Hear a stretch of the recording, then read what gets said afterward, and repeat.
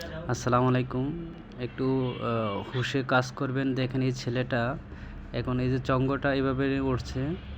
তো এখন এই ওঠার কারণে তো আনফরচুনেটলি এটা পড়ে যাবে। তো এটা ছেলেটা বুঝতে পারে নাই। এই যে তারটা ধরছে, এই যে পড়ে গেল, ওটা দুঃখের ব্যাপার। এটা আসলে এই মুহূর্তে এখন আমি ছিলাম পাশে, আইয়া দৌড়লাম। তো এটা অনেক ব্যথা পাইছে ছেলেটা, হাতে, পায়ে, কপালে। তারপর বললাম একটু ভিতরে নিয়ে গেলাম। তারপরে চেষ্টা করলাম, না দেখি একটু মাথায় পানি দিলে কেমন হয়। আসলে এটা খুব দুঃখজনক। এখন এই যে আরও ভাই আসছে, তারা বললো হ্যাঁ মাথায় পানি দিতে হবে।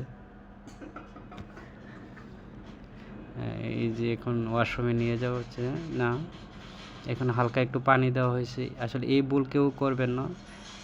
এই ধরনের চঙ্গ দুইটা মেলে পরে দাঁড়াইতে হবে, না হলে যে কোনো মুহূর্তে এটা পড়ে যাবে। এটাই স্বাভাবিক। আসসালাম।